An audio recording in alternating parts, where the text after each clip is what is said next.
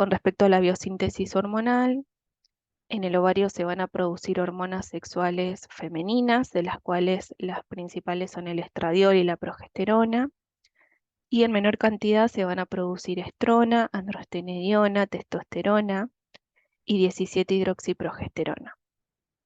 Y hormonas no esteroideas como la inhibina, la activina, la folistatina, relaxina y factores locales. El principal lugar de producción esteroide en el ovario son las células de la granulosa, de la teca y las células del cuerpo lúteo, que son las que tienen las enzimas necesarias para la síntesis hormonal. Las hormonas ováricas son hormonas esteroideas que derivan del colesterol.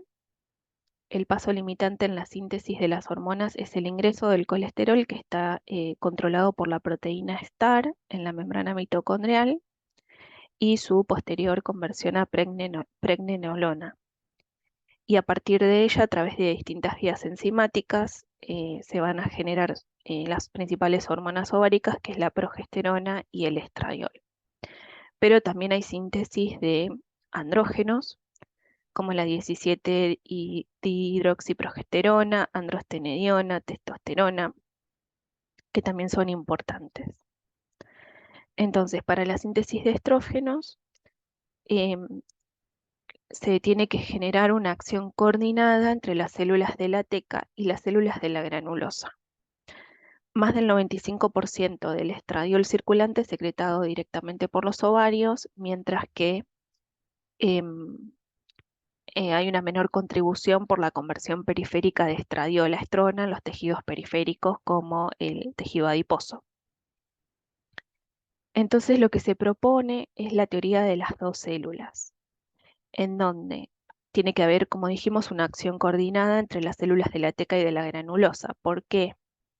Porque en las células de la teca se expresa el receptor para LH y se genera la síntesis de testosterona, principalmente la androstenediona, que difunde por la membrana granulosa a las células de la granulosa, que expresan receptores para FSH y tienen la enzima aromatasa, que convierte testosterona en estrógenos. Al aumentar la concentración de estrógenos en las células de la granulosa, se empiezan a expresar también receptores para LH en las células de la granulosa, lo cual es fundamental para que se produzca el pico de LH previo a la ovulación. Los estrógenos tienen una secreción variable a lo largo del ciclo, alcanzan su pico en la fase periovulatoria con unos 300 picogramos por mililitro, y estos niveles disminuyen marcadamente después de la ovulación y empiezan a aumentar nuevamente durante la fase lútea. En la circulación, el estradiol circula unido principalmente a hormonas, 40% a la SHBG, 58% a la albúmina y un 2 a un 3% libre, que es la forma biológicamente activa. Con respecto a la progesterona, esta deriva de la pregnenolona. En la fase folicular, los niveles son de 0,5 nanogramos por mililitro y es producida tanto a nivel folicular como suprarrenal. A partir de la ovulación, su principal productor es el cuerpo lúteo, y en plasma circula unido a la CBG. Y su principal ruta metabólica es la transformación a pregnandiol. También hablamos que había otras hormonas que eran no esteroideas, son proteicas, hormonas peptídicas, que se producen a nivel de las células de la granulosa y son fundamentalmente la activina, la inhibina A y B y la folistatina. La activina, por un lado, estimula la secreción de FSH y su acción es inhibida por la folistatina, y la inhibina lo que hace es inhibir la secreción de FSH. Y para el correcto funcionamiento del ovario es necesario una correcta regulación por el eje hipotálamo-hipofisario. Para ello sabemos que a nivel hipotalámico se produce la secreción de la hormona GnRH, que está regulada por factores centrales, factores que estimulan la secreción de GnRH como el glutamato, las quispeptinas, que se encuentran en neuronas hipotalámicas, la neuroquinina B y factores que inhiben su secreción como el GABA y los opioides endógenos. Y también es regulada su secreción por factores periféricos, en forma positiva por la leptina, en forma negativa por la grelina, y también por el feedback negativo que hacen los estrógenos y progesterona secretados a nivel ovárico, feedback negativo o positivo de acuerdo al momento del ciclo, y también las gonadotrofinas hipofisarias, que son la FSH y la LH. Como dijimos previamente, la activina estimula la secreción de FSH, la inhibina lo inhibe y la folistatina anula la acción de la activina. Y para que esto funcione correctamente, se tiene que generar una liberación pulsátil de la GnRH. Los pulsos rápidos van a favorecer la secreción de LH y los pulsos lentos la secreción de FSH. Y acá, como vemos en el gráfico, si se genera una secreción continua de GnRH, se inhibe la secreción de las gonadotrofinas. Esto es importante ya que se pueden usar análogos de GnRH para tratar ciertas patologías, como el cáncer de próstata o el cáncer de mama, que dependen de la estimulación hormonal.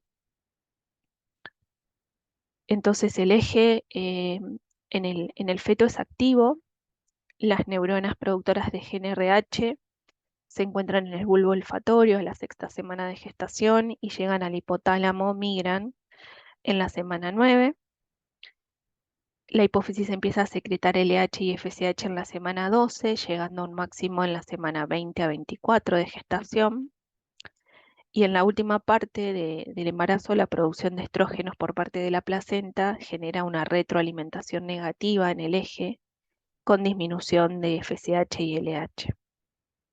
Y luego del nacimiento, estos niveles de gonadotrofinas bajan porque se pierden los estrógenos placentarios. Y entonces empiezan a aumentar los niveles de gonadotrofina por la pérdida del feedback negativo y se denomina lo que es una mini pubertad que se va a mantener hasta los 6 meses aproximadamente en el varón y entre los 12 y 24 meses en las niñas. Y luego de este periodo va a entrar el ovario en un estado de quiescencia y va a estar inactivo hasta el inicio de la pubertad. En la pubertad empiezan a desarrollarse los ciclos menstruales, que fundamentalmente un ciclo menstrual normal tiene una duración de 28 más menos 7 días. Tiene una primera fase que es, comienza el ciclo menstrual con la menstruación. Luego sigue una fase proliferativa, en donde se empieza a regenerar el útero. En el día de un ciclo de 28 días, en el día 14 se produce la ovulación. Y la segunda fase es la fase secretora, que tiene una duración fija que es de aproximadamente 14 días. Entonces sabemos que de cualquier ciclo, 14 días antes de la menstruación se produjo la ovulación. Y esto está en forma coordinada con el ciclo ovárico, que ahora lo vamos a explicar.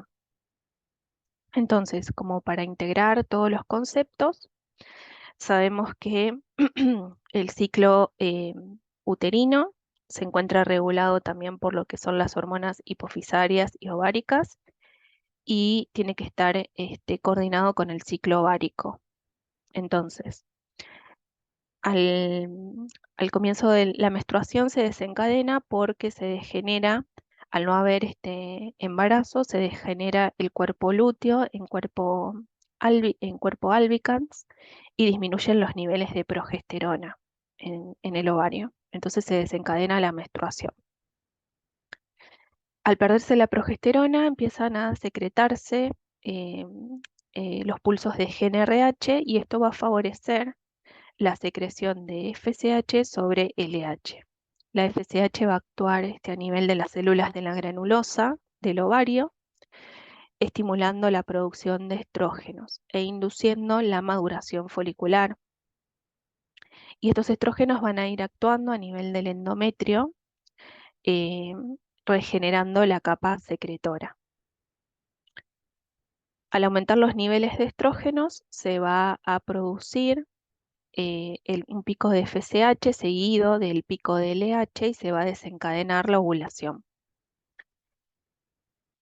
Y posteriormente a esto, se va a formar, si no hay se va a formar el cuerpo lúteo con secreción de progesterona, la cual va a actuar sobre el endometrio, estimulando la proliferación del endometrio, em, preparándolo al mismo para una posible implantación embrionaria. Si esto no ocurre, el cuerpo lúteo se degenera, caen los niveles de progesterona y vuelve a comenzar un nuevo ciclo con la menstruación. Y eso es todo. Muchas gracias.